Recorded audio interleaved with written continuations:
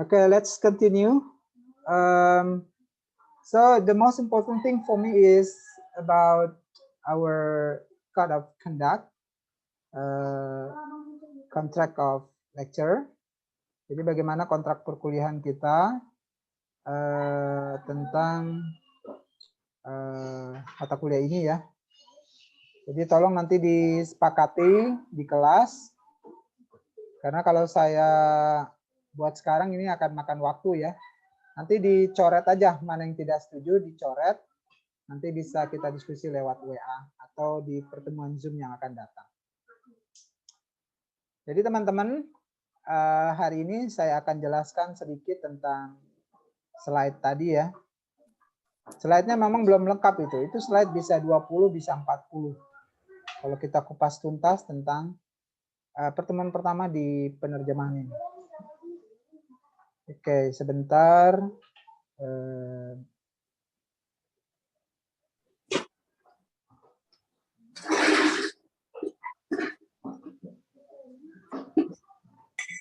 Mana tadi ya? Saya tadi share di grup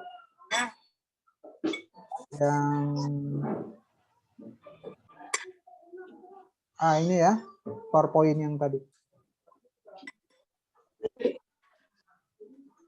Oke, kita buka.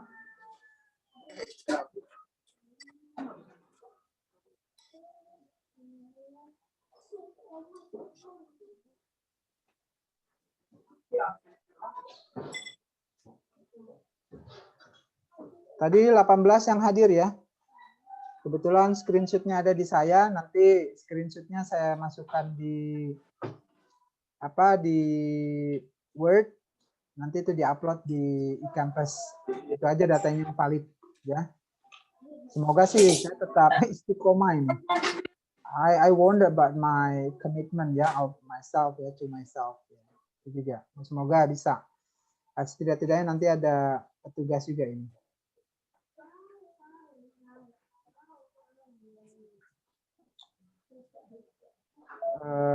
Mana tadi? Oke. Ya teman-teman ya, nanti saya share di grup, belum diupload di kampus, karena kalau udah diupload di kampus itu akan diintip-intip sama Kaprodi ya, diintip-intip sama penjamin mutu internal, diintip-intip sama siapa lagi ya, Kaprodi, penjamin mutu internal Prodi, fakultas ya, gugus mutu fakultas, diintip-intip sama Wadek 1 ya. Jadi sayanya juga harus hati-hati gitu ya. Jadi teman-teman mohon kerjasamanya gitu ya. Oke guys, kita nanti kita sekarang kita buka yang tadi.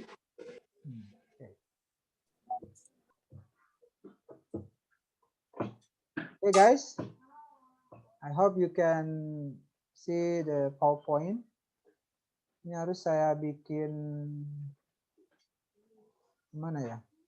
Bentar. Ini harus dibuat membesar. Stop dulu deh. Harus saya buat besar. Sebentar. F5. Oke. Oke. But oh my god. But I can see your face. Save screen.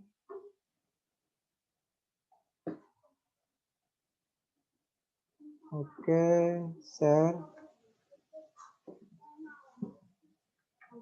F5. Okay, can you see guys the PowerPoint? Bisa dilihat ya PowerPoint-nya ya? Bisa, sir. Alhamdulillah, sip. Ini harus dikecilin aja deh. Oke. Penerjemahan dan penjuru bahasaan. Jadi untuk penerjemahan bakunya seperti ini, interpreting. Jadi bukan interpreting atau penginterpretasian ya, atau pemaknaan gitu. Atau kalau mau sederhananya penerjemahan lisan. Oke. Nah, ini yang perlu diperhatikan teman-teman ya. Caution. Jadi perhatian.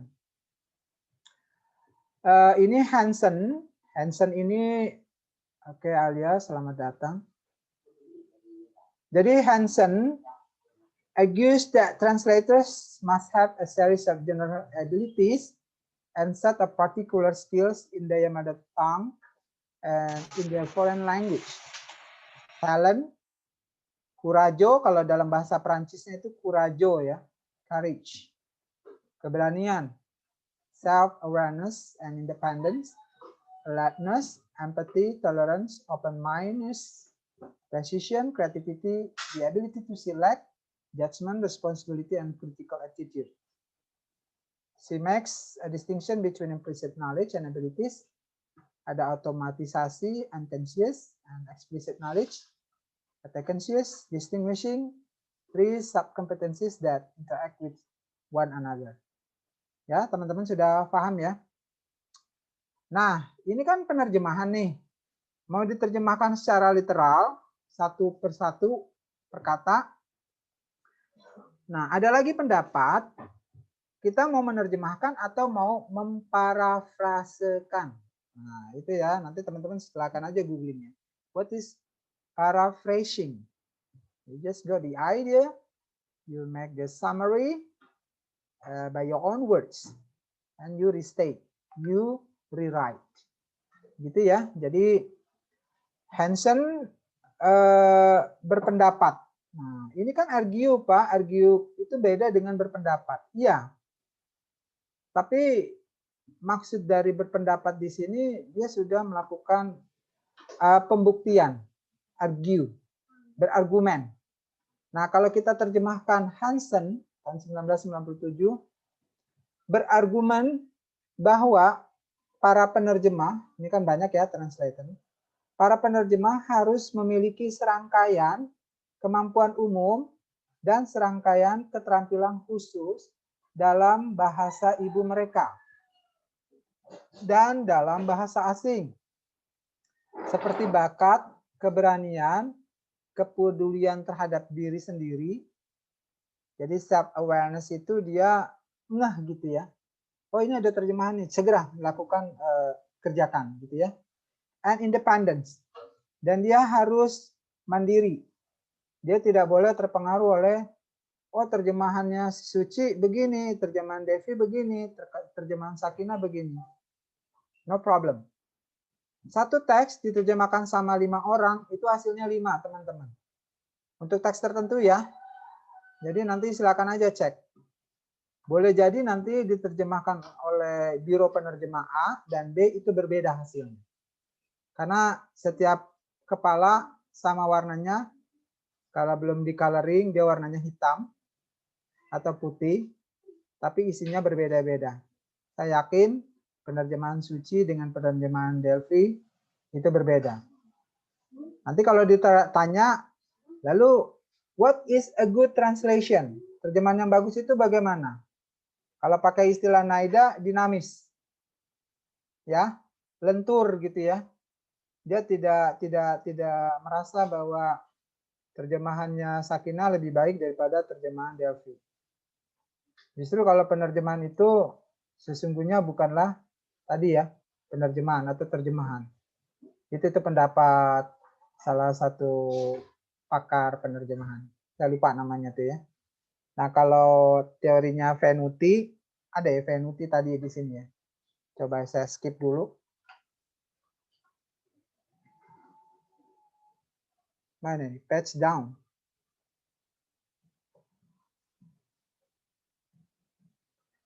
Ya, Venuti ya. Jadi kalau Venuti itu dia berprinsip bahwa penerjemahan itu berusaha memforenisasi, dan berusaha juga untuk mendomestikasi. Paham ya teman-teman ya? Jadi kalau teksnya bahasa Inggris itu ya kita dalam bahasa Indonesia juga harus the taste of English, not the taste of bahasa Indonesia. Ya. Jadi Makanya kalau subtitling di film-film bahasa Indonesia itu lucu ya. Dia terjemahannya dipaksakan gitu ya. Terlalu keindonesiaan. Padahal konteksnya adalah konteks Inggris. Contoh sederhana beginilah Delphi ya. Delphi atau Delphi? Delphi ya. Ini hubungannya dengan budaya nih. Jadi kalau kita menerjemahkan misalnya coffee morning. Tapi ternyata di dalam rapat itu bukan cuma kopi, ada teh. Is it wrong? Kan gitu ya. Ada tea morningnya enggak? Oh ada. Kebetulan salah satu peserta nggak suka teh, dia suka kopi. Oh nggak ada Pak, di sini ditulis tea morning, ya sudah kita sediain teh saja. Waduh, bahaya kan? Nah, itu tuh contoh teman-teman ya. Jadi, nah makanya ada istilah The Art of Translation, seni menerjemahkan.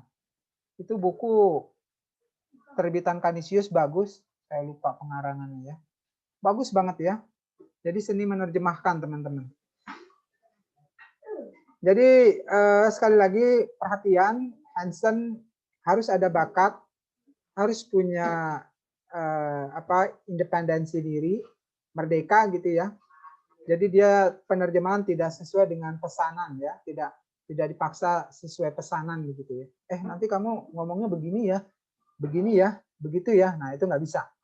Ya itu penerjemahan. Termasuk juga nanti penerjemahan lisan atau interpreting. Alert, dia hati-hati gitu ya. Kemudian empathy. Jadi dia bagaimana berusaha untuk tidak menyinggung ya. Misalnya nih, kita menerjemahkan negara miskin. Sudah kita terjemahkan negara miskin itu developing countries. Daripada kita terjemahin negara kelas 3, the third world countries, tersinggung nanti ya. Ya termasuk negara saya gitu ya, masuk the third world countries. Makanya disebut developing countries. Ya, negara yang sedang berkembang. Ya, jadi begitulah empati ya.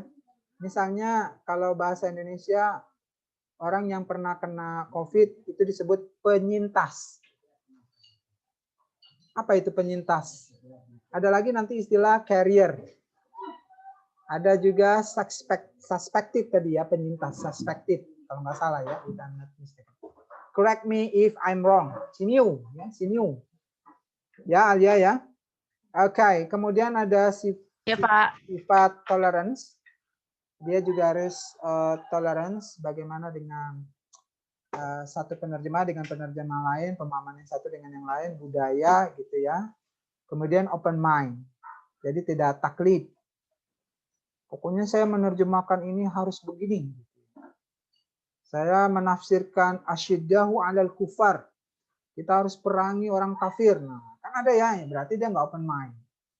Ya mungkin ini nggak makom saya, nanti kita tanya ke mufasirin, ahli tafsir. Misalnya salah satu ayat dalam Al-Quran menyebutkan bagaimana menafsirkan, menerjemahkan asyiddahu alal kufar, ruhama bainahum, ya itu dan seterusnya ya. Nah itu menarik ya guys, open mind, precision, presisi loh guys. Jadi harus penerjemahan itu ya seperti teman-teman kalau nanti di makeover atau menjadi maker up, maker over ya apa tuh? Beautician ya, beautician. Jadi harus precision. Ya. Jadi nggak boleh apa namanya timpang begitu ya. Terus kreatif. Jadi kadang penerjemah itu dia membuat catatan sendiri gitu ya. Ada yang disebut dengan annotation atau apa namanya? Footnote. Dia ingin membedakan antara pengertian misalnya ya surga dan neraka. Surga dalam bahasa Arab itu tentu berbeda dengan bahasa Inggris heaven. Karena heaven itu dalam bahasa Inggris diartikan juga sebagai Tuhan. Heaven knows. Ya.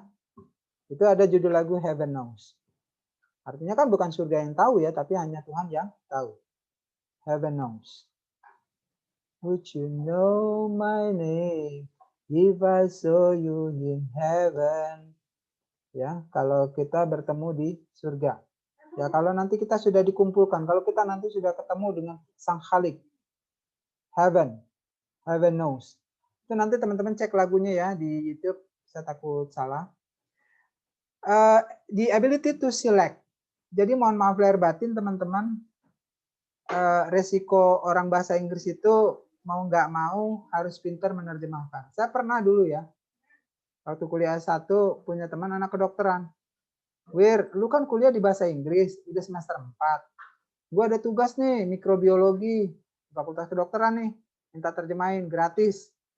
Ya Allah, saya kamus cuma punya ekol sadili ya.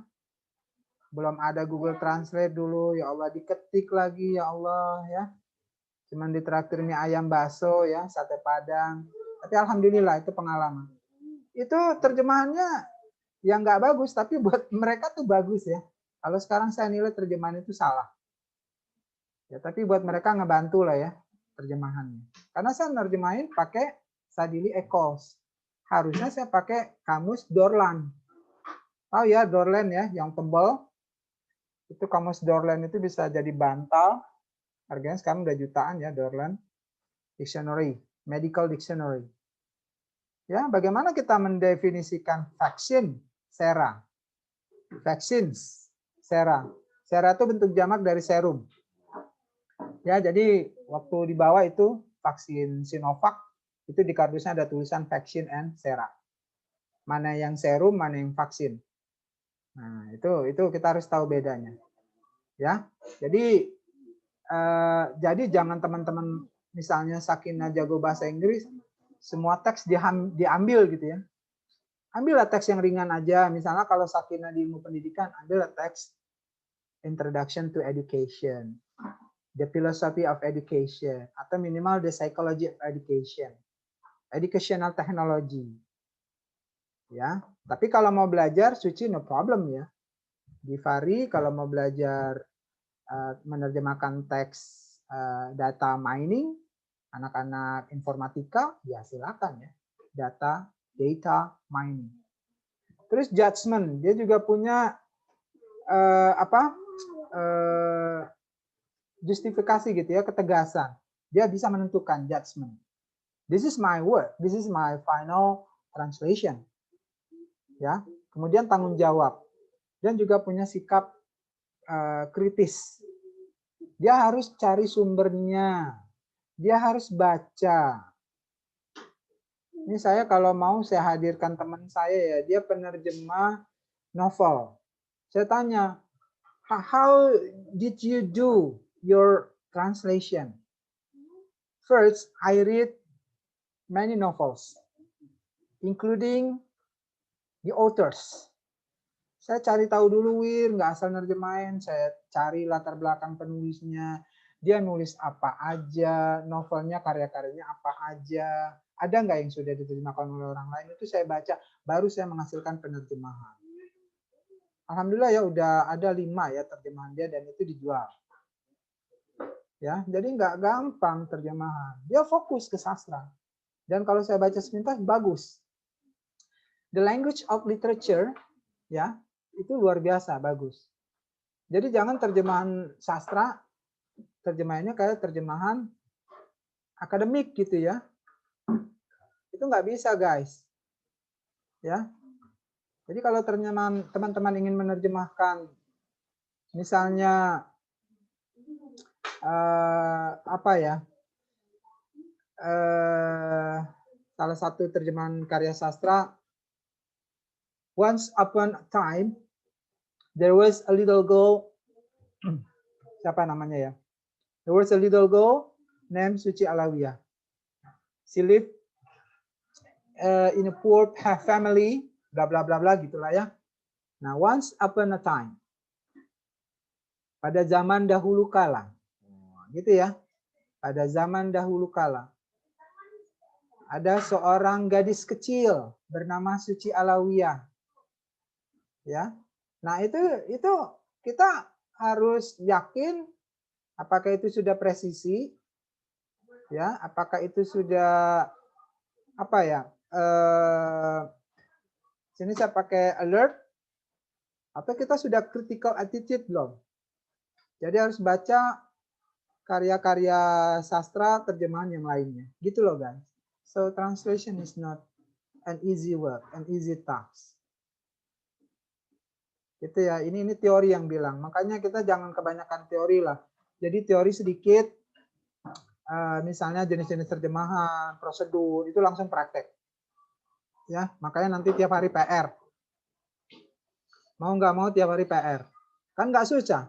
Suci tinggal klik, sorot, masukin ke Google Translate, jadi.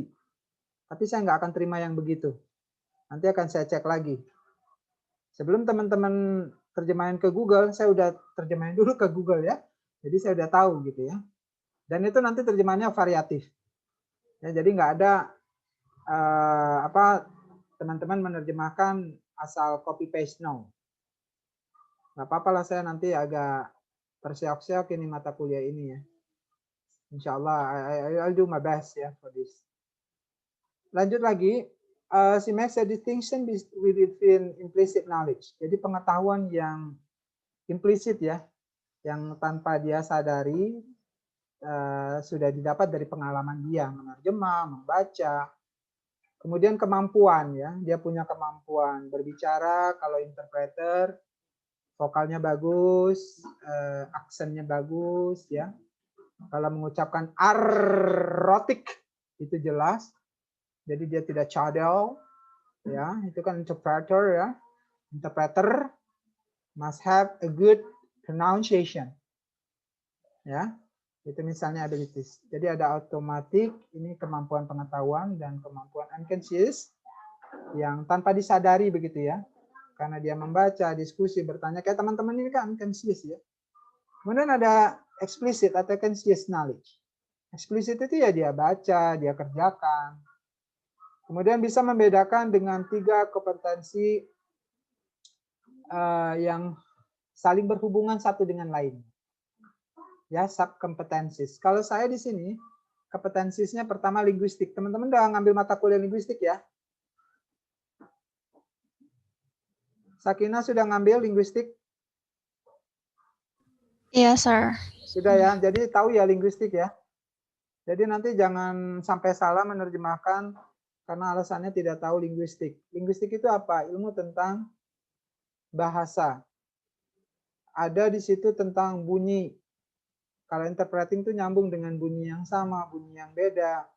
Kemudian kalau morfologi itu ada hubungannya dengan penerjemahan morfologi.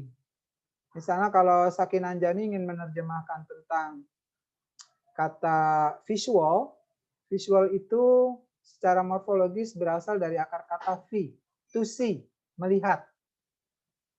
Jadi sifat yang bisa dilihat itu namanya visual.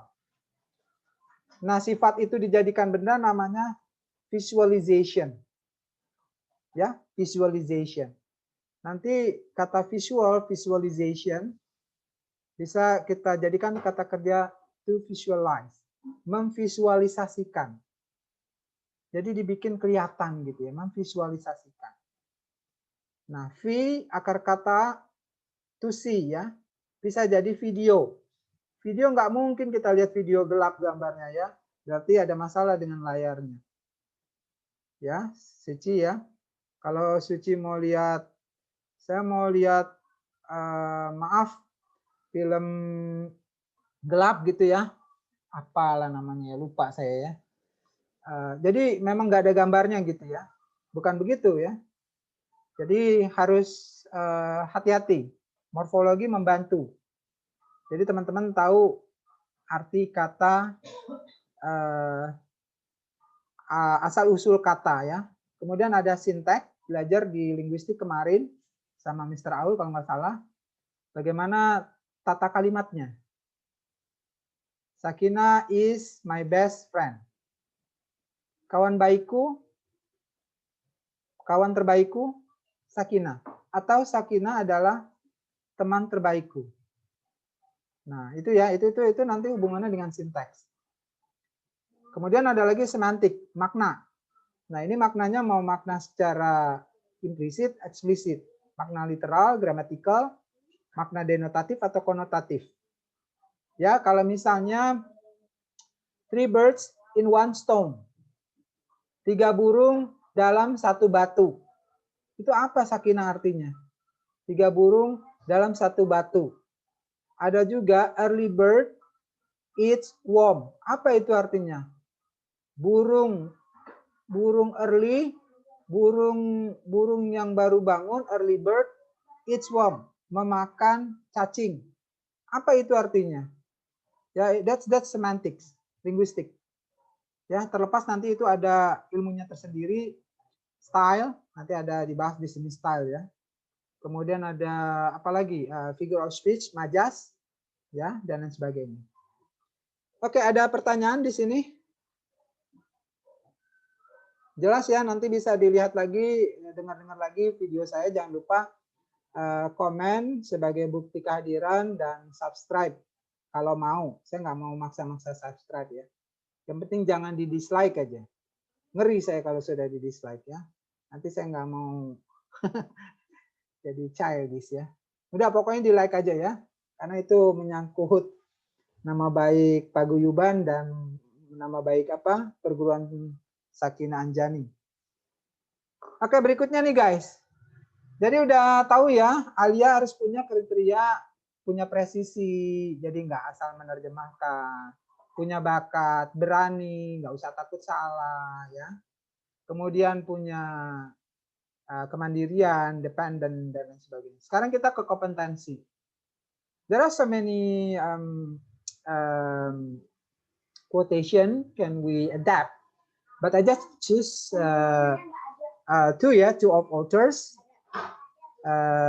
Deslille and Roberts, 1980 and 1982. Ini jadul banget ya, tapi bagus ya.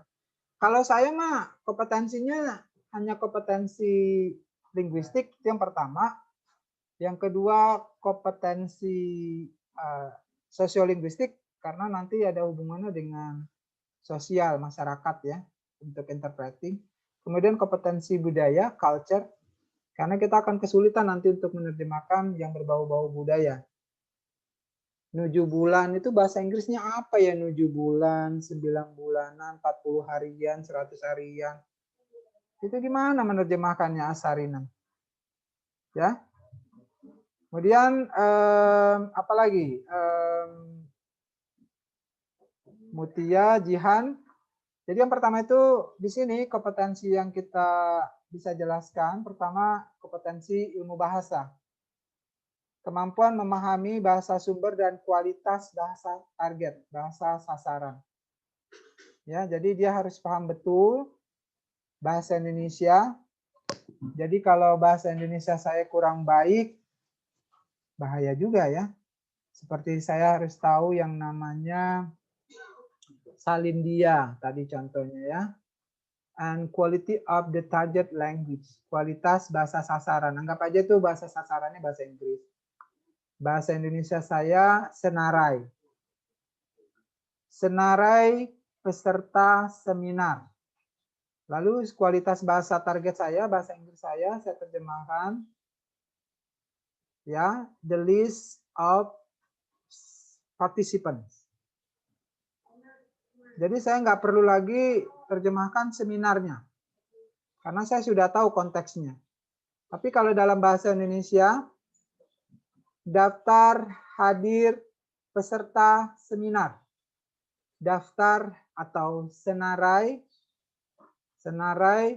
peserta atau senarai pembicara kunci.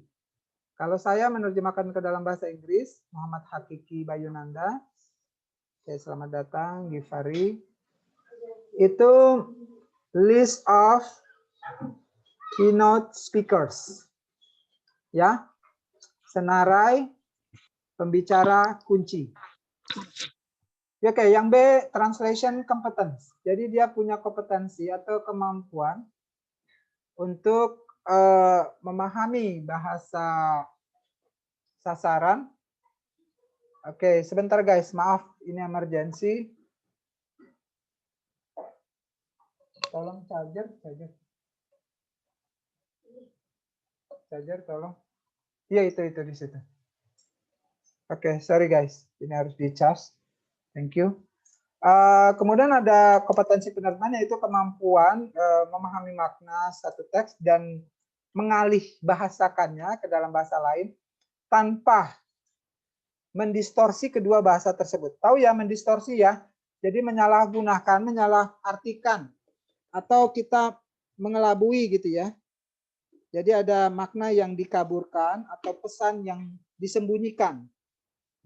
Jadi sebenarnya penerjemahan itu adalah bagaimana teman-teman menyampaikan pesan sesuai dengan pesan asli yang dimaksud. Jadi nggak boleh dilebih-lebihkan, nggak boleh dikurangi. Itu guys, itu namanya distortion, ya, distortion atau distorting. Kemudian ada methodological competence, ability to become acquainted with given topic and its terminology. Jadi acquainted. Jadi dia sudah acquaint gitu ya, sudah bersahabat lah ya. Jadi kalau Jihan, Hakiki, kemudian ada Mutia, itu kalau dikasih teks apa aja, oh selagi bahasa Inggris ke bahasa Indonesia, insya Allah bisa. Jadi Intan ketika dikasih teks accounting, maka Intan paham. What is the meaning of liability? Oh, liability. Kita terjemahkan sebagai beban ya. Beban hutang kah? Atau kita terjemahkan liabilitas.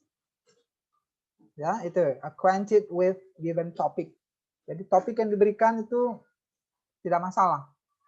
Jadi methodological competence, sudah tahu tentang metodologi atau cara menerjemahkannya, cara menyampaikan pesan.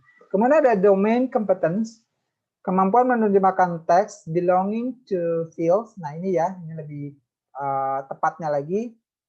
Kalau dia paham tentang bidang ekonomi, law, computing, biasanya kalau penerjemah profesional, dia sesuai dengan bidangnya begitu ya. Jadi kalau dia sudah terbiasa menerjemahkan bidang ekonomi, kasihlah ke yang memang sudah paham tentang bidang ekonomi. Bagaimana menerjemahkan tentang indeks? What is the meaning of index? What is the meaning of economic outlook? Ya, istilah-istilah begitu ya, economic outlook. Kemudian ada forecast. Ya, perakiraan ekonomi, economic forecast. Bagaimana prediksi ekonomi ke depan ya. Atau computing. Misalnya kalau ilmu komputer, siapa ini namanya? Fakih Al-Farisi bisa nggak menerjemahkan apa itu yang disebut dengan words cloud? Cloud awan, words kata-kata. Padahal itu program ya, program komputer. Ya, apa itu misalnya di dalam komputer istilahnya ada tulisan cache, tahu ya cache ya? Case, dibacanya case. What is the meaning of case? A temporary storage. Jadi case itu adalah tempat penyimpanan RAM, tempat penyimpanan data kita sementara. Nah itu ada di case. Makanya di handphone case-nya dihapus supaya tidak memenuhi storage. Kan gitu ya Intan ya. Kemudian ada lagi technical competence, ability to use translation aids, database, specialized software. Nah, kalau kita kan Google Translate. Tapi tolonglah jangan mentah-mentah kita terjemahkan dari Google Translate. Oke ya. Ada pertanyaan? Kalau enggak langsung ke ini. Nah, ini 3 dulu nih saya terjemahkan. Saya ambil arti penerjemahan. Formal dynamic equivalence. Jadi memang harus setara ya. Dia tidak timpang. Bahasa target dari bahasa sumber ya. Second L1 first language to L2 second language bahasa sasaran. Jadi kalau Intan memasak di dapur itu harus diterjemahkan Intan cooks in the kitchen. Tidak bisa in the kitchen Intan cooks. Ya, walaupun orang paham ya, orang paham. Devi works from home. Devi melaksanakan WFH. Gitu ya. Kalau saya terjemahkan Devi bekerja di rumah, khawatirnya dia tidak WFH, tapi memang dia ibu rumah tangga. Atau Devi mungkin tidak bekerja lagi. Dia sudah bekerja di rumah saja. Jadi itu ya, jadi that's very, how to make equivalence, ya, balance gitu ya. Teks, konteks itu tidak terlepas. Peter Newmark tahun 82 ini memang katakanlah dedengkot ya, sesepuhnya penerjemahan. Term semantic and communicative translation. Jadi penerjemahan itu harus komunikatif. Kalau Intan bacanya berkerut, keningnya berkerinyut, kaki sampai aduh bete gitu, berarti dia nggak ngerti apa itu isi terjemahannya. Berarti itu bukan terjemahan yang baik, bukan penerjemahan yang komunikatif, bukan terjemahan hasil terjemahan yang komunikatif. Jadi di sini ada use the term semantic. Jadi semantic translation artinya memang penerjemahan yang maknawi, yang bermakna. Ya, unsur semantiknya bisa dipertanggungjawabkan. Jelas ya. Jadi kalau semantik itu misalnya menerjemahkan kata oksimoron, sweet, bittersweet, bittersweet memories, kenangan indah dan yang menyedihkan, atau kenangan yang perlu dikenang dan tidak perlu dikenang, atau bittersweet memories, kenangan pahit manisnya, bittersweet, ya. Jadi itu contoh semantic translation. Ada venuti yang tadi saya sebutkan, foreignization. Jadi jangan teman-teman menerjemahkan itu lepas dari bahasa sumbernya. Kalau bahasa Inggris ya bahasa Inggris, ya. Memang hasilnya adalah terjemahan dalam bahasa Indonesia. Begitu juga domestication, bahasa sumbernya bahasa Indonesia. Ketika kita baca dalam bahasa Inggris, dia itu memang informasi tentang Indonesia. Ya.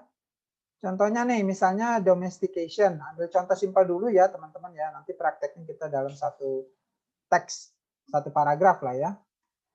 Misalnya Hendrawan atau Suci atau Bang Burhanuddin menerjemahkan secara domestication. Ya, Rusnani ini baru datang lagi. Kenapa? Jadi bagaimana kita mendomestikasi kata admit. Tadi kan Rusnani, admit. Kalau saya domestikasi, izinkan. Ya, itu artinya izinkan. Ya, Hendrawan ya. Jadi itu domestication. Tapi ketika saya mau menerjemahkan, izinkan dia masuk, berarti saya harus terjemahkan menjadi foreignization, admit. Ya. Atau nanti saya bisa terjemahkan misalnya welcome misalnya ya, dipersilakan masuk gitu ya, welcome. Kecuali ada tulisan misalnya strictly room, ya, jadi ada peringatan hanya orang-orang tertentu yang diizinkan masuk. Nah itu konsep foreignization and domestication. Contoh sederhana lagi gini teman-teman, domestication. Misalnya teman-teman menerjemahkan kata apa ya namanya ya, gubuk ya, gubuk. Gubuk itu kalau dalam bahasa Inggris hut, Pizza Hut. Saya pikir dulu Pizza Hut itu gubuk ya. Jadi kalau udah hujan dikit aja udah, wah, ternyata Pizza Hut itu ruangannya luas, kemudian mejanya banyak.